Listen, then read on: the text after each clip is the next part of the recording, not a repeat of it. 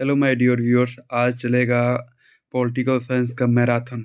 लगभग 300 क्वेश्चन हम लोग करेंगे आज डिस्कस। उसके पहले वीडियो जितना भी लंबा हो उससे कोई मतलब नहीं है। लगभग आपके 300 क्वेश्चन से कम नहीं होगा। आज मैराथन है पॉलिटिकल साइंस का। तो चलिए एक बड़ी ही शानदार और सुंदर से कोटेशन के साथ अपने इस वीडियो की शुरुआत करते हैं। मेरी असफलताओं में साथ देने वालों मेरी असफलताओं में साथ देने वालों, मेरी सफलता सदैव तुम्हारी ऋणी रहेगी। तो हम जो भी व्यक्ति हैं, इस समय स्ट्रगल का समय होता है, आपका साथ नहीं देते हैं, आपके बात मतलब जो भी आपके जीवन में संघर्ष है, आपकी समस्या है, उसमें कोई साथ देने वाला नहीं है। लेकिन जिस दिन आप क्या हो जाएंगे, आप जिस दिन सफल हो जाएंगे, वे सारे के सारे लोग आपको अच्छे आज बुरे कहने वाले कल के दिन अच्छे कहेंगे। तो इसी के साथ हम लोग आज की अपनी वीडियो की शुरुआत करते हैं। चलिए चलिए बड़ी ही सुंदर सा प्यार सा कोटेशन है कि हम होंगे कामयाब, हम होंगे कामयाब, हम होंगे कामयाब एक दिन। ठीक है, we shall overcome, we shall overcome, we shall overcome one day. Okay, चलिए तो आज हम लोग क्या क्या करेंगे डिस्कस। संविधान के सभी प्रमुख भाग एक ट्रिक में। चलिए जितने भी भाग हैं एक ट्रिक में हम लोग करते हैं। बड़ी ही बहुत मेहनत लगा है इसको बनाने में। सनम ने मिलकर राज्य से पूछा, सनम ने मिलकर राज्य से पूछा, नशा क्षेत्र से आधुनिक चुनना राजा इमरजेंसी में। तो सनम से क्या हो जाए, पहला सनम का स आ जाएगा, तो संघ और राज उनके क्षेत्र भाग वन में आ जाएगा। सनम ने, न से आपके नागरिकता भाग 2 में आ जाएगा। ठीक है, सनम ने मिलकर, एम से हो जाएगा मौलिक कर्तव्य, आपके भाग 3 में आ जाएगा। हो गया एम। आपके म से होगा आपके मौलिक अधिकार, से आपके क्या हो जाएगा जी, आगे चले जाते हैं। ने से हो जाएगा आपके नीति निर्देशक तत्व हो जाएगा आपके भाग 4 में। फिर आपका हो जाएगा मिलकर, यानी कि मूल कर्तव्य हो जाएगा, यानी कि भाग 4 के ए में हो जाएगा। फिर कर हो जाएगा आपके केंद्र, यानी भाग 5 में। फिर आपका राज्य हो जाएगा, राज्य हो जाएगा आपके भाग 6 में। आगे चले आते हैं। सनम ने मिलकर राज्य से पूछा, नशा क्षेत्र से आधुनिक चुनना राजा इमरजेंसी में। तो हम लोग को कुछ बच गया था, कितना से, आपके 6 से बचा हुआ था ना। तो 6 से अब कर लेते हैं। आपके से क्या हो जाएगा, संघ क्षेत्र राज भाग 8 में हो जाता है।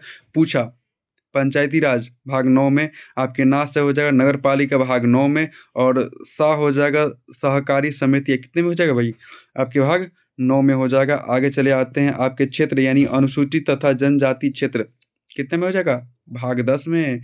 और संघ राज्य समिति, संघ राज्य संबंध 11 में हो जाएगा। और आपके अधिकार अधिकरण भाग 14 के ए में हो जाएगा।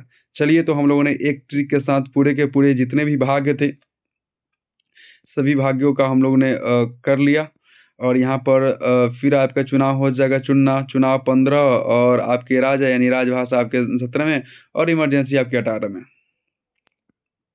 तो एक ट्रिक में हम लोगों ने पूरे के पूरे भाग के जो भी इंपॉर्टेंट पार्ट थे उसका हम लोगों ने बढ़िया से सुंदर तरीके से रिवीजन कर लिया। आगे चले आते हैं। राष्ट्रपति से संबंधित सभी अनुच्छेद एक ट्रिक में, यानी कि राष्ट्रपति कितने अनुच्छेद में आए थे, क्या क्या हुए थे। चलिए एक ट्रिक देखते हैं बढ़िया सुंदर सा।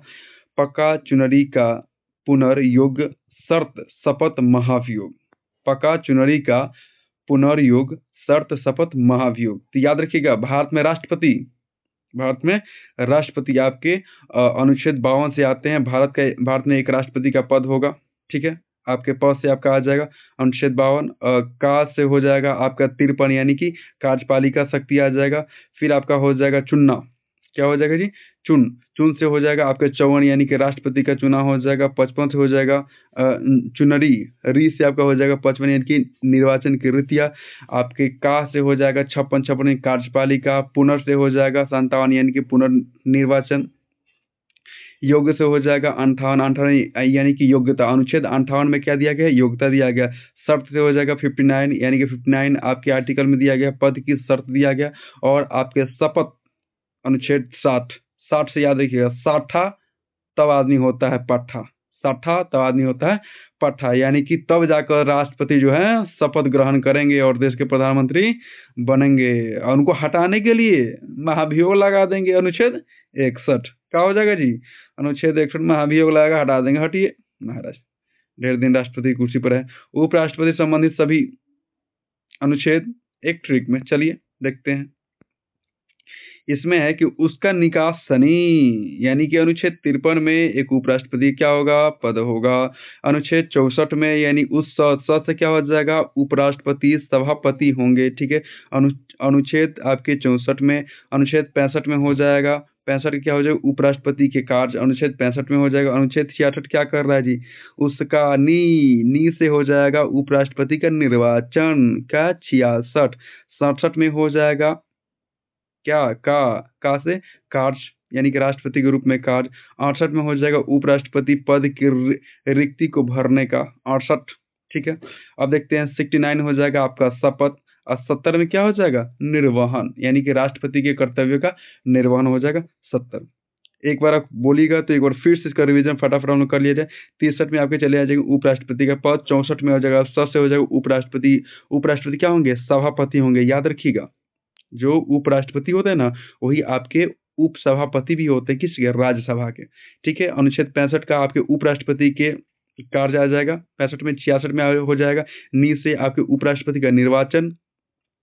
आपके 67 से आपके 67 हो जाएगा कार्य, यानी कि आपके उपराष्ट्रपति के कार्य हो जाएगा, यानी कि आपके कार्य यानी कि राष्ट्रपति के रूप में कार्य करेंगे जब राष्ट्रपति अब क्या रहेंगे, अनुपस्थित रहेंगे तब। और 68 में आ जाएगा सबसे उपराष्ट्रपति की रिक्ति को भरने का। और 69 में आ जाएगा आपका शपथ, 69 से शपथ, 69 से शपथ। और 70 में निर्वहन, उपराष्ट्रपति के कार्य का क्या करेंगे जी, निर्वहन करेंगे। राष्ट्रपति के कार्य के कर्तव्य का निर्वहन आपके 70 में आ जाए, जब वो क्या होंगे, अनुपस्थित होंगे तब। आगे चले आते हैं भाई, राज्यपाल से संबंधित सभी अनुच्छेद एक ट्रिक में। और भैया राज्यपाल आ गए, और राज्यपाल नियुक्त किसी कौन करता है जी, राज्यपाल को नियुक्त राष्ट्रपति करते हैं, राष्ट्रपति करते हैं। ये सब बेटा है, जो राज्यपाल है का है बेटा है, वो है बाप। कौन, राष्ट्रपति हैं आपके पप्पा जी, वो सब अपने बेटे को नियुक्त करते हैं। प्रत्येक राज्य में जो भी राज्यपाल होता है उसकी नियुक्ति कौन करता है जी, राष्ट्रपति करता है, याद रखिएगा, ठीक है। तो एक ट्रिक देख लेते हैं। ट्रिक है कि राजा का नाक योगा से साफ, राजा का जो नाक है योगा करेंगे तो साफ हो जाएगा। राजा का नाक किससे साफ होगा जी, योगा करने से। तो राजा यानी कि राज्यपाल का पद 153, राज्यपाल का पद 153, राजा का से कार्यपालिका 154, ना से नियुक्ति 155, क से आपका कार्यकाल 156, योगा से योग्यता 157, किसका, राष्ट्रपति का योग्यता 157, राष्ट्रपति नहीं बाबू, राज्यपाल का योग्यता 157।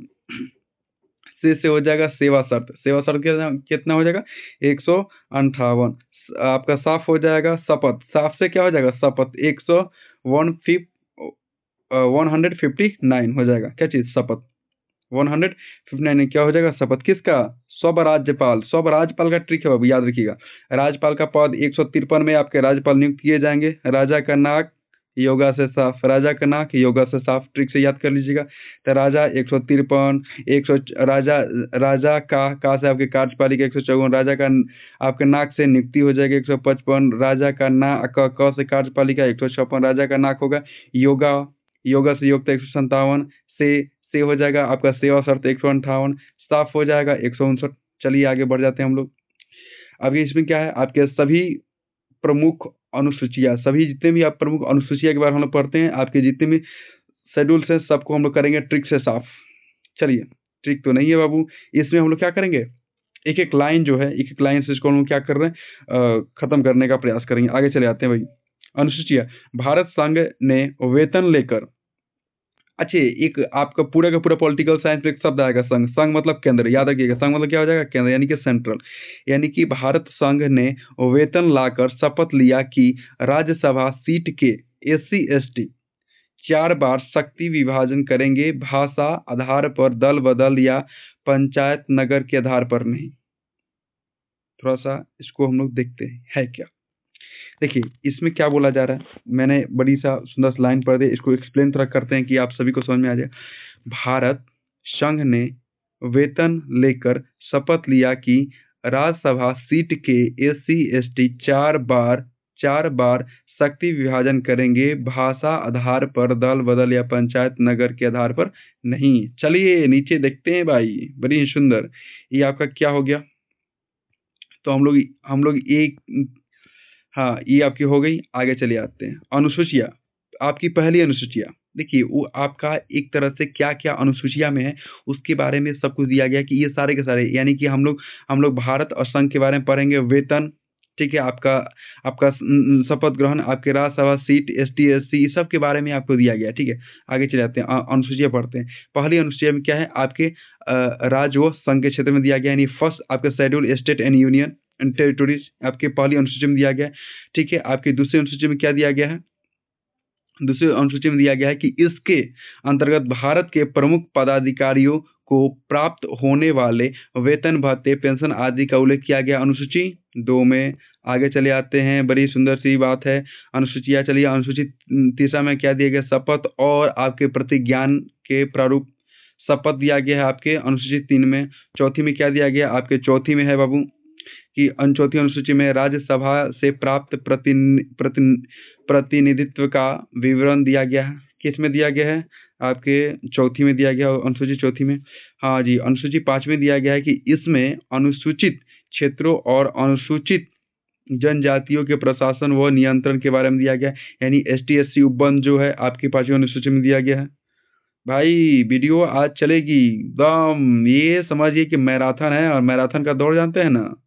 दौड़ते रहिए, दौड़ते रहिए, दौड़ते रहिए, क्योंकि आज पूरा का पूरा पॉलिटिकल साइंस खत्म करना है, वो भी एक ही वीडियो में। चलिए, हम लोगों ने 5वीं अनुसूची एसटी, एससी का क्या दिया गया है? उपबंध दिया गया, उसके बारे में बताया गया। छठी अनुसूची क्या बोल रहा है? छठी अनुसूची बोल रहा है कि छठी अनुसूची, इसके तहत असम यानी असम, मेघालय, त्रिपुरा और मिजोरम के जनजातीय क्षेत्रों के प्रशासन के बारे में उपबंध दिया गया है। याद रखिएगा, छठी अनुसूची चल जाइएगा आसाम, छठी अनुसूची आसाम, मेघालय, त्रिपुरा, जितना भी आपके 7 सिस्टर है घूम करके आ जाइएगा। लेकिन याद रखिए 7 सिस्टम कौन कौन सा? एक वो है असम, आसाम, मेघालय, त्रिपुरा, मिजोरम, 4 गो। याद रखिएगा, आसाम, मेघालय, त्रिपुरा, मिजोरम, ये 4 के बारे में उपबंध दिया गया है आपकी अनुसूची छठी में।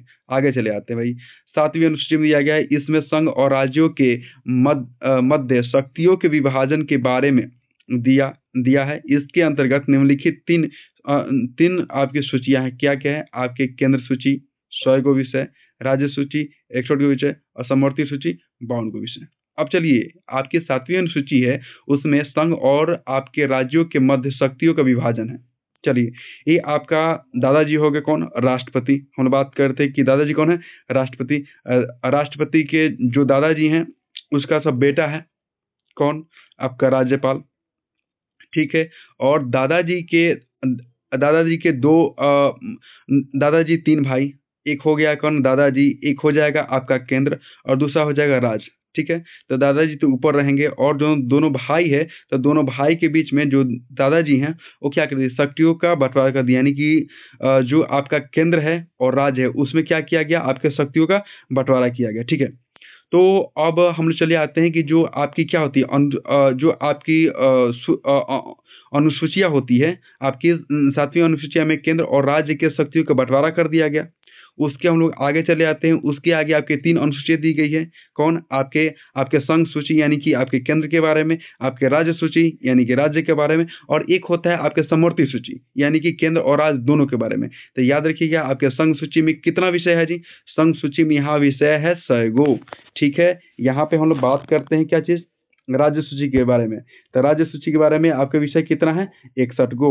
और फिर आके आपके चले जाते हैं समवर्ती सूची का, आता है कि केंद्र और राज्य, यानी कि वैसा विषय जो केंद्र और राज्य दोनों में हो, उसमें चले जाते हैं। तो 52 गो इसमें विषय है। याद रखिए, केंद्र में आपके 100 गो विषय है, राज्य में आपके 61 गो विषय है, और आपके समवर्ती सूची में, यानी कि दोनों का मिला जुला जो आपका विषय है, उसमें 52 गो है, ठीक है? आगे चले आते हैं, और याद रखिए कि ये 7वीं अनुसूची में दिया गया है। नेक्स्ट क्वेश्चन में बढ़ते हुए, अच्छा, 8वीं अनुसूची, मूल रूप से 8वीं अनुसूची में कुल 14 भाषाएं थी। कितनी भाषाएं थी बाबू? जिस समय आपका संविधान बना था, तो हम लोग जानते हैं कि आपकी जो 8वीं अनुसूची है, उसमें भाषा का जिक्र किया गया। क्या चीज का जिक्र किया गया जी? भाषा का जिक्र किया गया है। थोड़ा सा हम पेन का सिलेक्शन कर लेते हैं बाबू, 1 सेकेंड। उसमें रेड ठीक रहेगा, ठीक है ना? रेड लगेगा, मजा आएगा, ठीक है? तो उसमें हम लोग बात कर लेते हैं कि आपके, रुकिए, रेड से थोड़ा सा हाँ, ये तो और मोटा हो जा रहा है भाई, एक ही रहने दीजिए, ठीक है? हम लोगों ने कलम का सिलेक्शन कर लिया, रंग थोड़ा सा दूसरा ले लेते हैं। ये कैसा रहेगा? ये ठीक है। ये पतला है, ये कैसा है, ये भी ठीक है। चलिए ओके, लेट्स कंटिन्यू, मुद्दे पर आते हैं। याद रखिएगा, तो हम लोग बात कर रहे थे किसकी, आपके जो 8वीं अनुसूची है उसमें 14 भाषा थी। वर्तमान में इसके अंतर्गत कितनी भाषा है अभी वर्तमान में? याद रखिएगा 22 भाषा है। कितनी भाषा है जी? 22 भाषा है इसमें अभी वर्तमान समय। इसमें कितनी भाषा है? 22 भाषा है, ठीक है। और ये आपका जिक्र किया गया आपकी 8वीं अनुसूची में। नेक्स्ट क्वेश्चन की तरफ बढ़ते हुए, पूरा का पूरा हम लोग क्या कर लेंगे जी? पॉलिटिकल साइंस रिवीजन कर लेंगे, याद रखिएगा एकदम पॉइंट के साथ, और क्वेश्चन भी है आगे, ठीक है। लॉर्ड रिपन को भारत में स्थानीय स्वशासन का क्या कहा जाता है जी? पिता कहा जाता है। लॉर्ड रिपन को भारत में स्थानीय स्वशासन का क्या कहा जाता है? पिता कहा जाता है। बलवंत राय मेहता समिति ने 1857 में त्रिस्तरीय पंचायत प्रणाली का सुझाव दिया था। किसने दिया था जी? त्रिस्तरीय पूछ देगा प्रश्न में कि त्रिस्तरीय पंचायत प्रणाली का सुझाव किसने दिया था? तो बलवंत राय मेहता समिति ने। किसने दिए थे बाबू? बलवंत राय मेहता समिति, यहाँ पर है देखिए, बलवंत राय मेहता समिति ने दिया था। और स्वशासन का पिता किसे कहा था? आपके लॉर्ड रिपन को कहा जाता है। किसे कहा था बाबू? लॉर्ड रिपन को कहा जाता है। आगे चले आते हैं, नेक्स्ट क्वेश्चन से बढ़ते हुए। 2 अक्टूबर 1959 में नागौर राजस्थान में पंडित जवाहरलाल नेहरू ने पंचायती राज व्यवस्था का क्या किया था जी? उद्घाटन किया था। याद रखिएगा, सबसे पहले पूरे भारत में आपके पंचायती राज किस जिला में लगा था? तो राजस्थान के नागौर जिला में। कब? 2 अक्टूबर 1959। 2 अक्टूबर 1959 में आपके राजस्थान के नागौर जिला में क्या हुआ था? आपके पंचायती राज लागू हुआ था। आगे चले आते हैं बाबू, देखिए बिल्कुल वीडियो लंबा होगा। मैंने बहुत ही मेहनत से ये सारे के सारी चीज़ मैंने इकट्ठा किया है, इस पर हम वीडियो बना रहे हैं, और थोड़ा सा वीडियो लंबा होगा बाबू, लेकिन एक एक चीज़ पूरे के पूरे एकदम बिल्कुल political science, pure political science आप लोग के सामने लाकर हम रख दिए, और इसी से जो भी प्रश्न आना होगा लगभग आप लोग का एक रिविजन के तौर पे, और इसी से सारे के सारे प्रश्न इसी से आपके चले आएंगे। आगे चले आते हैं, पंचायती राज प्रणाली को 73वें संविधान संशोधन अधिनियम 1952 द्वारा संवैधानिक दर्जा दिया गया। ये जो पंचायती राज था एक आपका संवैधानिक निकाय नहीं था, लेकिन इसे संवैधानिक निकाय 1951 में इसे 73वें संविधान संशोधन द्वारा इसे बनाया गया। याद रखिएगा 73वें संविधान संशोधन कब? 1952 में बनाया गया। किसको? पंचायती राज को। कि एक क्या है, एक आपका इसको इसको संविधान में स्थान दिया गया और कहा गया कि ये क्या है? एक संवैधानिक निकाय है। आपके पंचायती राज व्यवस्था 24 अप्रैल 1953 से प्रभावी हुआ। और भाई लागू कब हुआ? 24 अप्रैल 1953 से। 52 में आपका पास हुआ और 53 में लागू हुआ। आगे चले आते हैं, आपके 51 में इसको क्या मिली? संवैधानिक आपकी दर्जा मिली, और 53 से ये प्रभावी हुआ, यानी कि लागू हुआ। पंचायती राज का वर्णन आर्टिकल 243 से 243 के 9 तक किया गया है। याद रखिएगा कौन से आर्टिकल में पंचायती राज का आपका जिक्र किया गया है? तो 243, यहाँ पर हमने टिक कर दिया 243। और याद रखिएगा 24 अप्रैल 1953 को ये आपके प्रभावी हुआ, इनकी इम्प्लीमेंट हुआ, ठीक है। आगे चले आते हैं, नेक्स्ट क्वेश्चन तरफ बढ़ते हुए। हाँ जी, आर्टिकल 243 के घ में पंचायती राज में महिलाओं के लिए 1/3 आरक्षण का प्रावधान किया गया। याद रखिएगा आपके जो पंचायती राज है, जो कि मुखिया, सरपंच, ये सब लोग चुने जाते हैं, सब पंचायती राज के अंतर्गत ही यहाँ चले आते हैं। तो इसमें 1/3 आर्टिकल 243 में महिलाओं के लिए 1/3 का आरक्षण का प्रावधान किया गया। और आपके सामान्यतः पंचायतों का कार्यकाल 5 वर्ष का होता है। याद रखिएगा भारत में कोई भी आपके राष्ट्रपति हो, उपराष्ट्रपति हो, प्रधानमंत्री हो, मुख्यमंत्री हो, कोई भी व्यक्ति हो, सब लोग का कार्यकाल कितने वर्ष का होता है जी? 5 वर्ष का ही होता है। याद रखिए कितने वर्ष का होता है, यहाँ पर मैंने बड़े बड़े शब्दों में लिख दिया 5 वर्ष का होता है। कितने वर्ष का होता है वो? 5 वर्ष का होता है, ठीक है। आगे चले आते हैं, आपके जनरली आपके भारत में जनरली त्रिस्तरीय पंचायती राज है। त्रिस्तरीय कौन कौन सा है बाबू? एक तो गाँव के मुखिया, उसके बाद थोड़ा सा हम लोग चले आते हैं तो आपका प्रमुख, प्रमुख से आप चले आते हैं तो एक आपके चुने जाते हैं, क्या बोलते हैं जिनको? आपके जिला परिषद, ठीक है ना। तो ये आपके लगभग राज्य में कहीं कहीं आपका 4 भी है, कहीं 5 भी है, ठीक है ना। तो लेकिन लगभग राज्य में आपके त्रिस्तरीय पंचायत लागू किया गया है। आगे चले आते हैं, नेक्स्ट क्वेश्चन बढ़ते हुए। जेवी के राव समिति ने कमजोर पंचायती राज संस्था को बिना जड़ की घास कहा था। के जेवी राव जो आपके समिति का गठन किया गया था, उन्होंने पंचायती राज क्या कहा, देखिए मैंने हाईलाइट कर दिया, मैंने इस पॉइंट को हाईलाइट किया, बिना जड़ के घास कहा था। आगे चले आते, बहुत सारे लोग हैं, बहुत सारी बातें कहेंगे। आगे की तरफ बढ़ते हुए 1 जून 1973 को आपके 74वां यानी कि 74वां संविधान संशोधन अधिनियम 1952 में प्रभावी आया था। याद रखिएगा, ये क्या है भाई, ये आपका है क्या, हम लोग इसके ऊपर बात करते हैं कि 1 जून 1953 को 74वां संविधान संशोधन अधिनियम 1952 प्रभाव में आया। जो 1953 में हम लोग है ना कि आपके पंचायती राज क्या किया गया, आपके लागू किया गया, और आपके कौन सा 74वां संविधान संशोधन के दौरान। आगे हम ये सारे के सारे तथ्य हम लोग ऊपर ही डिस्कस कर लिए। आगे चले जाते हैं। आर्टिकल 243 से 243 के आपके य से 6 तक संविधान के भाग 9 में शामिल किया गया है। याद रखिएगा, पंचायती राज को भाग 9 में रखा गया है। पंचायती राज किस में रखा गया है, भाग 9 में रखा गया है, और आर्टिकल 243 में स्थान दिया गया है। भारत में 8 प्रकार के शहरी स्थानीय शासन है। याद रखिए, भारत में 8 प्रकार के शहरी स्थानीय शासन है, ठीक है ना। आपके urban local government in India कितने प्रकार के हैं जी, 8 प्रकार के हैं, ठीक है। ये जब आपका पॉलिटिकल साइंस का जब आपका डिटेल क्लास चलेगा तो उसमें अलग अलग चीज बताए जाएंगे। आगे चले आते हैं। चलिए हम लोग बात करते हैं पंचायती राज से संबंधित अन्य समितियां, ठीक है। जैसे एक आपका पहला आया था अशोक मेहता समिति, फिर आपका जेवी राव समिति ने क्या कहा था, ये आपको 1985 में आया था। इसमें क्या कहा था कि जो पंचायती राज है वो बिना जड़ का घास है, ठीक है। आपके अशोक मेहता समिति 1977 में आया था। फिर LM आपके सिंघावी समिति आया था 1986 में। फिर हम लोग एक एक चीज के बारे में बात करते चलते हैं। फिर आपके PK थुंगन समिति आया था 1988 में। आगे चलते अशोक मेहता समिति आया था। अशोक मेहता समिति ही आपका क्या हुआ था, लागू हुआ था। हम लोग ऊपर पढ़ रहे थे अशोक मेहता समिति, जो कि त्रिस्तरीय आपकी पंचायती राज का परिकल्पना लेकर के आए हुए थे। फिर आपके JVK राव कमेटी 1985 हो जाएगा। LK सिंघवी कमेटी आपके हो जाएगा 1986। PK थुंगन कमेटी हो जाएगा 1988। आगे चले जाते हैं। Okay, let's point. तो ये सारे के सारे आए थे। आप लोग याद रखिएगा केवल अशोक मेहता समिति, ठीक है, क्योंकि आपके प्रभावी यही हुआ था, लागू यही हुआ था। आगे चले आते हैं। बड़ी ही सुंदर प्यारी सी टॉपिक की तरफ। देखिए, हम बात करेंगे पार्लियामेंट। हम लोगों ने राजूज के बारे में बात कर लिया, ठीक है। हम लोगों ने अनुसूचिया के बारे में बात कर लिया। हमने बहुत सारे टॉपिक आए उसके बारे में बात कर लिया। फिर हम चले जाते हैं संसद। कहाँ चले जाते हैं जी, संसद के बारे में चले जाते हैं। और संसद को हम लोग क्या बोलते हैं जी, पार्लियामेंट बोलते हैं। चलिए संसद की तरफ चले जाते हैं। अब देखिए अनुच्छेद 79, संघ के लिए एक संसद होंगे जो आपके राष्ट्रपति और 2 सदनों से मिलकर बनेंगे, जिनके नाम राज्यसभा और लोकसभा होंगे। वाह, याद रखिएगा, एक ट्रिक हम देना चाहते हैं आपके 89, 80 या 81। देखिए ट्रिक क्या है, थोड़ा सा हम आगे बढ़ते हैं। सॉरी, यहाँ पर आते हैं, खाली पेज यहाँ पे है। हम एक ट्रिक देंगे आप लोग को, यहाँ पर देते हैं अल्लाह। आपके से आपके संसद हो जाएगा आपके,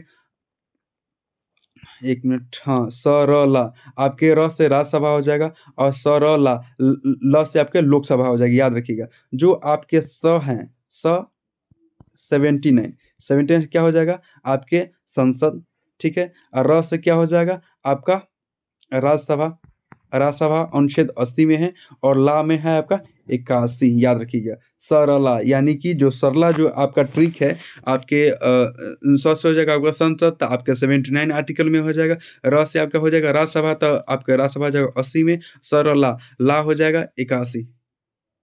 सरला मतलब लोकसभा आपके हो जाएगा 81 में। संसद 79 आपके कि आप भारत में एक आपका संसद होगा, तो अनुच्छेद आपका 79 हो जाएगा।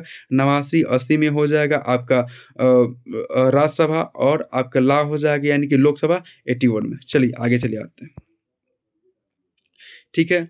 आगे हम लोग कि आपके 79 में आपका डिस्कस किया गया है कि संघ के लिए एक संसद होंगे, अनुच्छेद 79 जो राष्ट्रपति और दो सदन से मिलकर बनेंगे, जिनके पास आपका राज्यसभा और लोकसभा होंगे। याद रखिएगा, संसद में आपके अनुच्छेद 79 में डिस्कस किया गया है कि आपके क्या होंगे, आपके अनुच्छेद 89 में भले 79 में आपके क्या होंगे, एक आपका संसद होगा और संसद दो भाग में बटेगा, लोकसभा राज्यसभा, ठीक है, और दोनों मिलकर क्या बनाएगा, एक संसद बनाएगा। आगे चले आते हैं। संसद एक आपके संवैधानिक संस्था है। अजी काफी समय हो गया, ठीक है ना। तो संसद क्या है कि आपके संवैधानिक संस्था है, जिनका वर्णन भाग 5 अध्याय 2 और अनुच्छेद आपके 79 से लेकर 122 में किया गया है, संविधान में किया गया। आगे चले आते हैं। राष्ट्रपति कार्यपालिका का संवैधानिक प्रमुख होता है। कार्यपालिका का संवैधानिक प्रमुख कौन होता है जी, आपके राष्ट्रपति होते हैं। चलिए, बहुत ही एकदम शानदार जोरदार एक ही वीडियो में पूरे के पूरे पॉलिटिकल साइंस को खत्म करना है। मैंने बताया था सरला, मैंने क्या बताया था, सरला। तो यहाँ पर हो जाएगा, मैंने स का डिस्कशन कर लिया, यानी कि संसद 79 आपके राज्यसभा आपके क्या हो जाएगा, अनुच्छेद देखिए, अनुच्छेद यहाँ 80 में बात किया गया है, अनुच्छेद 80 में बात किया गया, अनुच्छेद 80 में क्या हो जाएगा, आपके राज्यसभा हो जाएगा। आगे हम लोग बढ़ते हुए चले आते हैं जी। हम लोग बात करेंगे अब लोकसभा की, ठीक है। तो लोकसभा के प्रथम अध्यक्ष जेवी मालांकर थे। याद रखिएगा, लोकसभा के प्रथम अध्यक्ष कौन थे, जेवी मालांकर थे। और उपाध्यक्ष एम एम अनंत सायन अयंगर थे। कौन थे, एम अनंत सायन अयंगर थे। आगे चले आते हैं। वर्तमान लोकसभा अध्यक्ष कौन है जी, ओम बिरला है। और ओम बिरला जी ये कहाँ से जीत कर आए हुए हैं, राजस्थान के, जो अभी आपका कोटा है, जो मेडिकल और क्या बोलते हैं, इंजीनियरिंग के लिए जो सबसे फेमस है, उस जगह से जीत के आए हुए हैं ओम बिरला जी, आपके लोकसभा सदस्य हैं। आगे चले आते हैं। लोकसभा का स्थगन लोकसभा का अध्यक्ष करता है। लोकसभा का स्थगन कौन करता है, लोकसभा का अध्यक्ष करता है। बोले कि भाई आज स्थगित है, आज बंद है, जाइए आप लोग को बढ़िया चाय पानी नाश्ता कीजिए, फिर कल आइएगा तो डिस्कस किसी भी मैटर पर होगा। आगे चले आते हैं। लोकसभा का पहला चुनाव 25 अक्टूबर 1951 से 21 फरवरी 1952 तक आयोजित किया गया था। याद रखिएगा, लोकसभा का पहला चुनाव कब हुआ था, 1951 से 1952 तक ऑप्शन में आपका चला आता है। ऐसे प्रश्न करके आप लोग से पूछेगा, ठीक है। नेक्स्ट क्वेश्चन तरफ बढ़ते हुए हम बात करते हैं कि लोकसभा के हर साल कम से कम 2 सत्र बुलाए जाते हैं। कितने सत्र बुलाए जाते हैं, 2 सत्र बुलाए जाते हैं। और दोनों सत्र के बीच का गैप कितना होता है, 6-6 माह। कितना होता है जी, 6-6 माह। आपके सदन में प्रमुख विपक्षी दल के मान्यता के लिए न्यूनतम कुल संख्या का कितना होना चाहिए, 1/10 होना चाहिए। कितना होना चाहिए जी, 1। तो हम लोग डिस्कशन कर रहे थे लोकसभा के हर साल कम से कम कितने सत्र बुलाने पड़ते हैं जी, 2 सत्र आपके बुलाने पड़ते हैं। और याद रखिएगा, और प्रत्येक सत्र आपके 6-6 माह पर होते हैं। और कम से कम जो भी सत्र बुलाए जाते हैं तो 1/10 आपका उपस्थिति होना चाहिए, आपके सदन में 1/10 की उपस्थिति होनी चाहिए। नेक्स्ट क्वेश्चन में बढ़ते हुए, 61वें संविधान संशोधन 1988 द्वारा मताधिकार की आयु 21 से घटाकर 18 वर्ष कर दी गई थी। याद रखिएगा, 61वें संविधान संशोधन द्वारा 1988 द्वारा क्या कर दिया गया था, आपके जो पहले आपका हम लोग जो वोट देते थे पहले आपका उम्र कितना था, 21 साल, उसको घटा करके 18 साल कर दिया गया 61वें संविधान संशोधन 1988 द्वारा। लोकसभा का कार्यकाल कितने वर्ष का होता है जी, 5 वर्ष का।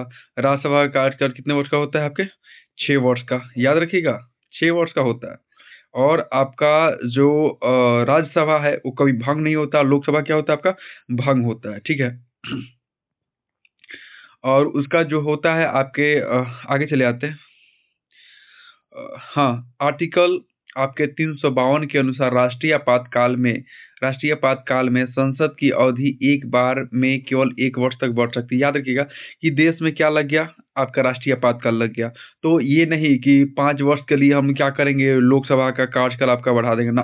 संसद की केवल और केवल प्रत्येक, जब भी आपका क्या लगा है जी, इमरजेंसी लगा है, तो आपका एक बार में केवल 1 वर्ष के लिए ही क्या बढ़ाई जा सकती है, संसद की अवधि बढ़ाई जा सकती है। संसद की अवधि केवल आपके यहाँ पर याद रखिएगा, केवल आपके 1 वर्ष के लिए ही बढ़ाई जा सकती है। ये आर्टिकल 352 कहता है। आगे चले आते हैं और याद रखिएगा आर्टिकल 352 आपके राष्ट्रीय आपातकाल से क्या है, संबंधित है। नेक्स्ट क्वेश्चन पर बढ़ते हुए, लोकसभा के एक सत्र की अंतिम बैठक और आगामी सत्र की पहली बैठक के बीच कितने महीने की गैप होती है भाई? ओनली 6 महीने की। कितने महीने गैप होती है? 6 महीने की, याद रखिएगा। प्रत्येक 6 महीने पर एक आपका बैठक होना ही होना चाहिए। आगे चले आते हैं, लोकसभा या राज्यसभा का कोरम कुल सदस्य संख्या का 1/10वां भाग होता है। कम से कम आपके लोकसभा का और चाहे राज्यसभा का जब भी बैठक होता है, आपका बुलावा होता है, आपका सत्र बैठता है, तो पूरे जितने भी आपके 545 और 443 पे आपके लोकसभा का कितना होता है, आपका चुनाव होता है, और 545 आपका कुल सीट है, 554 ऐसा कुल सीट है, लेकिन 545 ऐसा मतलब माना जाता है, ठीक है। तो आपके 545 का कम से कम 1/10 आपका होना चाहिए, ठीक है। और 250 का ही आपके राज्यसभा में कितने आपके हैं, तो 250, तो 250 का कम से 1/10 भाग का क्या होना चाहिए, आपका उतना उपस्थित होना चाहिए, तभी आपका सत्र चल सकता है, ठीक है। आपका सदन का सत्र चल सकता है। अगले क्वेश्चन पे बढ़ते हुए हम बात करते हैं, आम चुनाव के बाद नव निर्वाचित सदस्यों को शपथ प्रोटेम स्पीकर द्वारा दिलवाई जाती है। याद रखिएगा, जो भी नव निर्वाचित आपके क्या चुन के आते हैं जी, एमपी चुन के आते हैं, मेंबर ऑफ पार्लियामेंट चुन के आते हैं, तो उनका जो आपका शपथ ग्रहण कौन कराता है, शपथ ग्रहण कौन कराता है, तो याद रखिएगा आपके प्रोटेम स्पीकर द्वारा दिलवाई जाती है। जो वहाँ के स्पीकर होते हैं वो आपके शपथ दिलवाते हैं। याद रखिएगा, प्रोटेम स्पीकर की नियुक्ति लोकसभा के संदर्भ में राष्ट्रपति और विधानसभा के संदर्भ में राज्यपाल द्वारा की जाती है। याद रखिएगा, जो प्रोटेम स्पीकर की जो नियुक्ति होती है लोकसभा में कौन करता है, राष्ट्रपति, और विधानसभा यानी कि आपके राज्य में चले आते हैं, तो राज्य में क्या होता है, आपका विधानसभा होता है, तो विधानसभा के संदर्भ में आपके राज्यपाल द्वारा की जाती है। वही आपका एक नियुक्त करते हैं, जो कि आपका क्या होता है, आपके प्रोटेम्प्ट स्पीकर होता है, और वही सबको क्या दिलाता है जी, आपका शपथ ग्रहण करवाता है। नेक्स्ट क्वेश्चन पर बढ़ते हुए,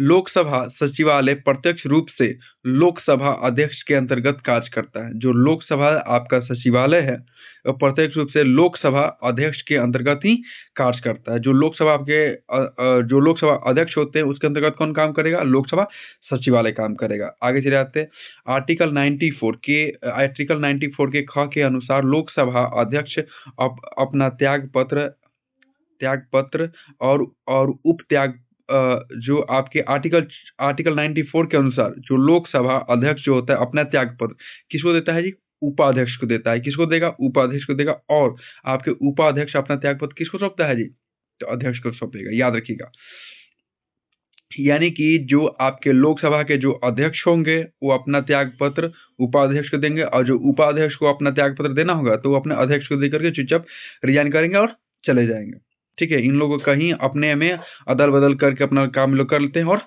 चले जाते हैं। नेक्स्ट क्वेश्चन पर बढ़ते हुए आगे चले जाते हैं, आपके राज्यवार सीटों का आवंटन। देखिए, राज्यवार सीटों का आवंटन 1971 की जनगणना पर आधारित है और 1984वें संविधान संशोधन अधिनियम 2001 के अनुसार 2026 तक वैसा ही वैसा रहेगा। यानी कि याद रखिएगा, जो आपके लोकसभा राज्यसभा का जो सीट है, जो राज्यसभा का सीट है वो 1971 के जनगणना के अनुसार अभी तक है, ठीक है ना। और उसको 2001 में संशोधन करके कहा गया कि 2026 तक जो लोकसभा का सीट है उसमें किसी प्रकार की कोई बदलाव नहीं होगी। और 2026 के बाद अभी जो ये जनगणना हो रहा है, ये जो जनगणना आपका जैसे ही पूरा होगा तो 2026 में लोकसभा का सीट क्या किया जाएगा जी, बढ़ाया जाएगा। क्या किया जाएगा, बढ़ाया जाएगा। आगे चले आते हैं, अगला बात कहा गया है कि लोकसभा में अनुसूचित जातियों और अनुसूचित जनजातियों के लिए स्थानों का आरक्षण अनुच्छेद 330, अनुच्छेद 330 एससी और एसटी के लिए जो आरक्षित जो क्षेत्र है वो आपके संविधान के अनुच्छेद 330 में उसका क्या किया गया है, जिक्र किया गया है, उसका क्या किया गया है, उपबंध किया गया है। आगे चले आते हैं और हम लोग खूब बढ़िया से सुंदर तरीका से बात करेंगे। राज्यसभा तो हम लोग उस ऊपर राज्यसभा के बारे में और पूरा संसद और आपके राष्ट्रपति, लोकसभा अध्यक्ष सब कुछ हम लोग क्या किए हैं, डिस्कस किए हैं। अब हम लोग आपका डिस्कस करेंगे राज्यसभा। आगे चले आते हैं। देखिए राज्यसभा का पहला क्वेश्चन, राज्यसभा संसद का उच्चतम सदन होता है। याद रखिएगा, जो राज्यसभा होता है उसे बुजुर्गों का सदन या फिर उसे वरिष्ठ सदन या फिर उच्चतम सदन कहते हैं। क्लियर हो गया, तीन तीन नाम जानते हैं। या उसे लोकप्रिय सदन भी कहते हैं। किसको? आपके राज्यसभा को। मैंने 3-4 पॉइंट बताया, क्या क्या कहते हैं। आपके लोकप्रिय सदन, बुजुर्गों का सदन, उच्चतम सदन या वरिष्ठ सदन कहते हैं। किसको? राज्यसभा को। आगे चले आते हैं। ये हो गया आपका बाबू राज्यसभा। ये क्या हो गया? आपके राज्यसभा। इसको इतने नामों से हम लोग जानते हैं। आगे चले जाते हैं। इसके सदस्य राज्यों एवं केंद्रशासित प्रदेशों से चुन के आते हैं। आपके राज्यसभा के सदस्य कहाँ कहाँ चुन के आते हैं? आपके स्टेट हो जाएगा और केंद्रशासित प्रदेश से चुन के आते हैं। अतः राज्यसभा राज्यों और आपके केंद्र शासित प्रदेशों का प्रतिनिधित्व करने वाली संस्था है। जो आपका राज्यसभा है वो राज्य और केंद्र शासित प्रदेशों का प्रतिनिधित्व करता है। कौन करता है? आपके राज्यसभा। देखिए आप लोग कम से कम राज्यसभा की जो सदस्य होते हैं उसकी आयु, उसका उम्र कितना होना चाहिए जी? राज्यसभा का सदस्य बनने के लिए उम्र कितना होना चाहिए? कम से कम 35 वर्ष होना चाहिए। और राष्ट्रपति बनने के लिए उम्र कितना होना चाहिए? 35 वर्ष होना चाहिए। कितना वर्ष होना चाहिए? 35 वर्ष। इसलिए इसे बुजुर्गों का सदन भी कहा जाता है। किसको? राज्यसभा को बुजुर्गों का सदन भी कहा जाता है, क्योंकि इसका कम से कम उम्र 35 वर्ष होना चाहिए। और आपका क्या बनने के लिए, राज्यपाल बनने के लिए उम्र कितना होना चाहिए? 35 वर्ष होना चाहिए। और राष्ट्रपति भी बनने के लिए बाबू, राष्ट्रपति भी बनने के लिए कितना होना चाहिए? आपका उम्र 35 वर्ष होना चाहिए। इतना चीज हम लोगों ने इसमें डिस्कशन कर लिया। आगे चलिए आते हैं बाबू। अब क्वेश्चन क्या है? आपके राज्यसभा का सभापति भारत का कौन होता है जी? उपराष्ट्रपति होता है। याद रखिएगा, अब हम बिल्कुल क्वेश्चन फ्रेम करके आपको बोल रहे हैं, क्वेश्चन बना के बोल रहे हैं कि राज्यसभा का सभापति कौन होता है? भारत का। यहाँ पे उपराष्ट्रपति होता है। नेक्स्ट क्वेश्चन की तरफ बढ़ते हुए, राज्यसभा का गठन 3 अप्रैल 1952 को हुआ था। राज्यसभा का गठन का हुआ था 3 अप्रैल 1952 को हुआ था। और पहली बैठक 13 मई 1952 को हुआ था। किसका? राज्यसभा का। 13 मई आपको 1952 को हुआ था। नेक्स्ट क्वेश्चन तरफ बढ़ते हुए, किया जा तेरी याद आई, किया जा तेरी याद आई। Okay, let's continue. मुद्दे पर आते हैं भाई। राज्यसभा में 3 विधेयक प्रस्तुत नहीं किया जाता है। लोकसभा नहीं, राज्यसभा की बात कर रहे हैं। 3 विधेयक कभी भी इसमें नहीं आता है। पहला धन विधेयक, पैसा कौड़ी का मामला है, सब लोकसभा। ठीक है ना। धन विधेयक हो गया। राज्यसभा आपके राज्यसभा अपने पास अधिकतम 14 दिनों तक रोक सकता है। देखिए कभी भी धन विधेयक आपका प्रस्तुत नहीं किया जाता है। किसमें?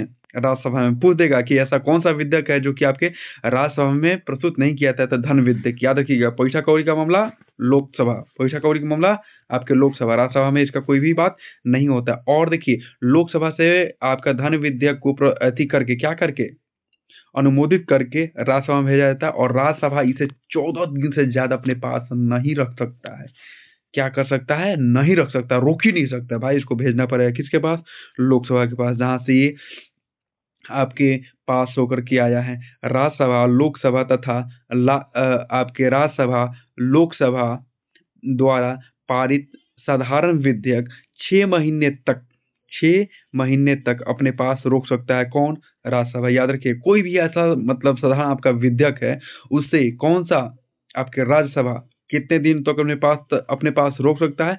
केवल और केवल 6 महीने तक, उससे ज्यादा इसे डिले नहीं कर सकता। आगे चले आते हैं बाबू, नेक्स्ट क्वेश्चन में बढ़ते हुए, आर्टिकल 312 के तहत सदन के उपस्थित और मतदान करने वाले सदस्यों के 2/3 बहुमत से प्रस्ताव पारित करके नई अखिल भारतीय सेवा का सृजन का अधिकार संसद को दे सकती है। याद रखिएगा, आर्टिकल 312 क्या करता है कि सदन के उपस्थित और मतदान कराने वाले सदस्यों के 2/3 बहुमत से प्रस्ताव पारित करके नई अखिल भारतीय सेवा का सृजन का अधिकार संसद को दे सकती है। कोई भी ऐसा नियम, कानून, विधेयक कुछ भी बनाना हो तो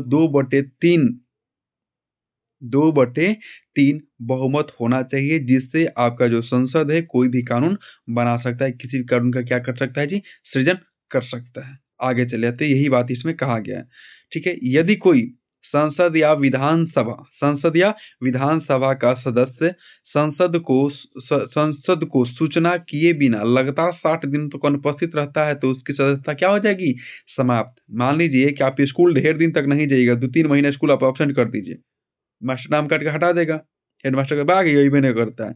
वो ठीक उसी तरह आपका संसद हो या विधानसभा हो, जहाँ लोग विधायक लोग चुन करके जाते हैं, बैठते हैं, 60 दिन से ज़्यादा गायब रहेंगे, ऑफिस कार्यालय नहीं जाएंगे, ठीक है, अपना संसद में वो जाके उपस्थित नहीं देंगे तो 60 दिन बाद नाम काट के भगा दिया जाएगा, जाइए जाइए जी, आपकी सदस्यता क्या हो गई जी? समाप्त हो गई, ठीक है। तो फिर ये आकर कहेगा कि आजा तेरी याद आई। ओके, राज्यसभा आर्टिकल 249 के अनुसार अपने उपस्थित एवं मत देने वाले सदस्यों के कम से कम 2/3 बहुमत से संकल्पित पारित करे कि राज्य सूची के किसी विषय पर कानून बनाना देश के हित में आवश्यक है, तो संसद उस विषय पर कानून बना सकती है। देखिए बात क्या कही जा रही है। अनुच्छेद 249 के अनुसार क्या होता है कि अपने उपस्थिति एवं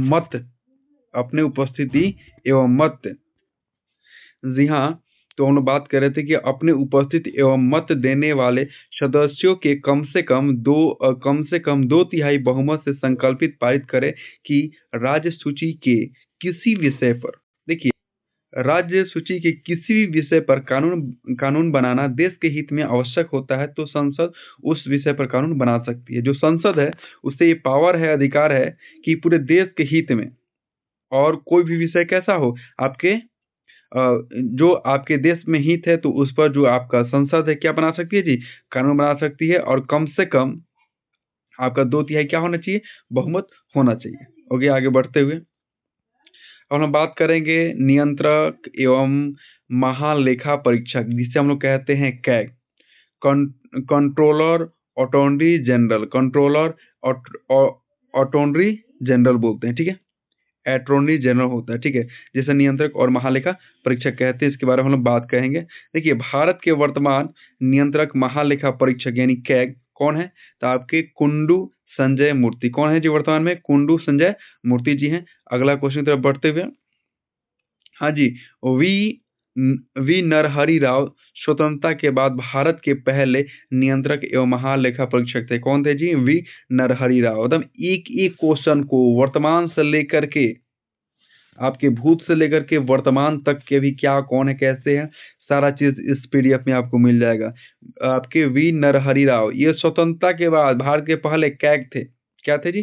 कैग थे। और पता है कैग को हम लोग क्या कहते हैं? Watch dog of India. Bharat का ये कुत्ता है। भारत का ये क्या है? कुत्ता है। हर एक चीज पर ये निगाह रखता है, किसकी तरह? कुत्ते की तरह। बिल्कुल, कौन पैसा कहाँ से आ रहा है, कहाँ जा रहा है, क्या हो रहा है, नहीं हो रहा है, इसलिए इसे भारत का नियंत्रक और महालेखा परीक्षक कहा जाता है, कैग कहा जाता है। इससे आपके वॉच डॉग कहा जाता है। वॉच डॉग ऑफ इंडिया कौन कहा जाता है? किसको कहा जाता है? कैग को कहा जाता है। आगे चले जाते हैं। अब वो भाई आप लोग गलत सेंस में मत लीजिएगा, कुत्ता बोले हैं तो है, आगे आप लोगों को पढ़ने के लिए मिलेगा, हम उस लाइन को पढ़ाएंगे और हाईलाइट भी करेंगे उस समय।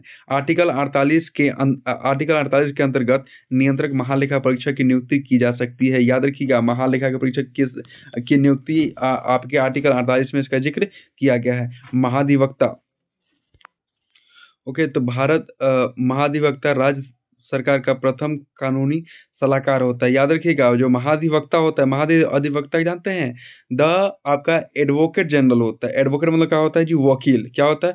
वकील होता है। तो याद रखिए, महाधिवक्ता राज्य सरकार का, किस सरकार का जी? राज्य सरकार का आपके प्रथम कानूनी सलाहकार होता है। एडवोकेट इसमें लग जाता है, तो याद रखिएगा एडवोकेट से क्या रहेगा? कानूनी सलाह ही लिया जाता है। एडवोकेट से क्या लिया जाता है? कानूनी सलाह ही लिया जाता है, क्योंकि आपका एडवोकेट होता है यानी कि वकील हो जाता है, ठीक है। महाधिवक्ता का आपको वकील का शुद्ध हिंदी आपका होता है महाधिवक्ता। आगे चले आते हैं भाई, यहाँ पर देख लीजिएगा, एक एक चीज हमने बहुत अच्छे से उसका डिटेल करते हुए हम चल रहे हैं। आगे चले आते हैं भाई, यहाँ पर दिया गया आपका कैग, नियंत्रक एवं महालेखा परीक्षक कैग संघ के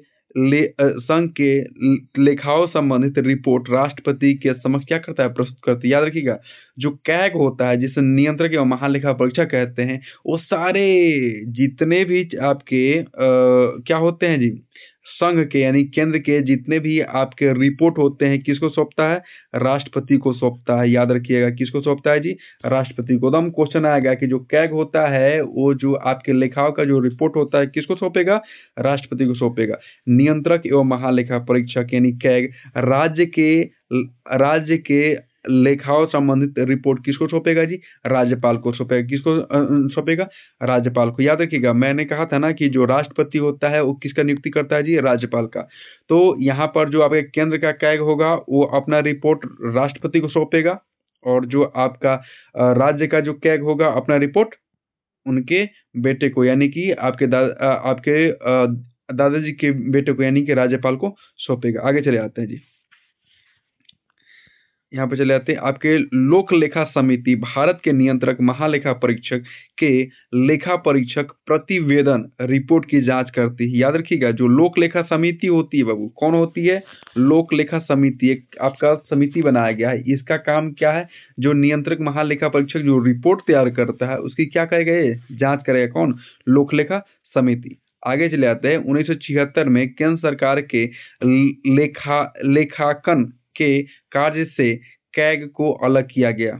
याद रखिएगा, 1976 में जो केंद्र सरकार के जो आपके लेखांकन का जो कार्य है उससे कैग को क्या किया गया जी? अलग किया गया। और याद रखिएगा, जो कैग है वो लोकसभा राज्यसभा में दोनों में जा करके जब संसद चलता है ना, दोनों में जाकर बैठ सकता है, लेकिन ये लोग के द्वारा चुन करके उस संसद में नहीं भेजा गया है, तो ये क्या नहीं करेगा? वोट देने का अधिकार इसको नहीं होता है। याद रखिएगा, कैग को वोट देने का अधिकार नहीं होता है। आगे चले आते हैं, हम लोग पढ़ते हैं आपका attorney general of India, Bharat का महान्यवादी।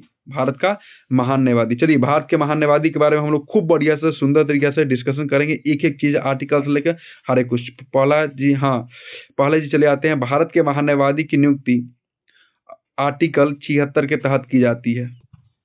हाँ जी, आर्टिकल 76 के तहत की जाती है। याद रखिएगा कि आपके जो भारत के महान्यवादी होते हैं किस आर्टिकल के तहत उनकी नियुक्ति की जाती है? तो उनकी नियुक्ति आर्टिकल 76 की तरह आर्टिकल 76 के तहत की जाती है। याद रखिएगा, भारत के पहले महान्यवादी कौन थे जी? MSc आपके शीतल वारे थे। याद रखिएगा, यहाँ पर हाईलाइट कर रहे हैं, MSc शीतल वारे थे। कौन थे? MSc शीतल वारे थे प्रथम, सबसे पहले। ठीक है, और अभी चले आते हैं, भारत के महान्यवादी राष्ट्रपति के आपके प्रसाद पद ग्रहण करते हैं। राष्ट्रपति जिसे चाहता है उसे भारत का महान्यवादी बना देता है, क्योंकि आपके राष्ट्रपति के दया कृपा के अनुसार ही जो आपके भारत का महान्यवादी होता है अपना पद क्या करता है जी? ग्रहण करता है। इसमें कोई दो राय नहीं, कोई संशय नहीं है। आगे चले आते हैं, बड़ी ही सुंदर प्यारी सी बात हम लोग करेंगे। फिर महान्यवादी को दोनों सदनों में उपस्थित होने का अधिकार है। मैंने इसके पहले इस बात को बताया था, जिक्र किया था आप लोग के साथ। जो महान्यवादी होता है लोकसभा राज्यसभा दोनों सदन में जाकर बैठेगा, लेकिन मत देने का अधिकार नहीं होता है, या वोट नहीं दे सकता है। कोई भी बिल आपका पारित हो रहा होगा लोकसभा राज्यसभा में तो इसे वोट देने का अधिकार नहीं है। किसको? भारत के महान्यवादी को, लेकिन वहां जाकर के लोकसभा राज्यसभा में बैठ सकता है। उन्हें संसद की कार्रवाई में बोलने का अधिकार प्राप्त होता है। याद रखिएगा, जो महान्यवादी है उससे संसद की कोई भी कार्रवाई होगी उसमें बोलने का अधिकार इसको है। किसको?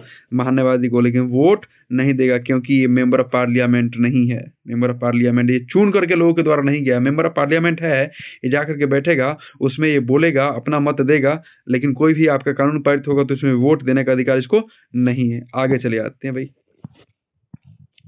आगे चले आते हैं। इसमें कहा गया है कि महान्यवादी भारत सरकार के सर्वोच्च व प्रथम विधि अधिकारी या सलाहकार होते हैं। याद रखिएगा, जो आपका महान्यवादी होता है, आपके अटॉर्नी जनरल जो होता है वो भारत के क्या होता है जी? आपके सर्वोच्च प्रथम आपके विधि अधिकारी होता है। विधि मतलब होता है कानून। याद रखिएगा, विधि मतलब क्या होगा? कानून। शब्द को समझिए और ध्यान में रखिएगा। विधि मतलब होता है कानून। तब भारत का प्रथम आपके कानून मंत्री होता है। याद रखिएगा, कानून मंत्री नहीं बोलेंगे, बल्कि भारत के प्रथम विधि अधिकारी होता है। विधि का जो अधिकारी होता है ना आपका ऑफिसर, ये होता है। और आपके प्रथम सलाहकार भी होता है। कैसा सलाहकार? कानूनी सलाहकार। कौन? महान्यवादी। आगे चले आते हैं, भारत के महान्यवादी की नियुक्ति कौन करता है? राष्ट्रपति। याद रखिएगा, बहुत सारे ऐसे लोग होते हैं जिनका आपका नियुक्ति कौन करेगा? राष्ट्रपति करेगा। जैसे राज्य में राज्यपाल उसका उसका नियुक्ति कौन करेगा? राष्ट्रपति। इसके हम लोग हाँ, अभी वर्तमान में पढ़ रहे हैं, आपका महान्यायवादी की नियुक्ति कौन करेगा? राष्ट्रपति करेगा, ठीक है।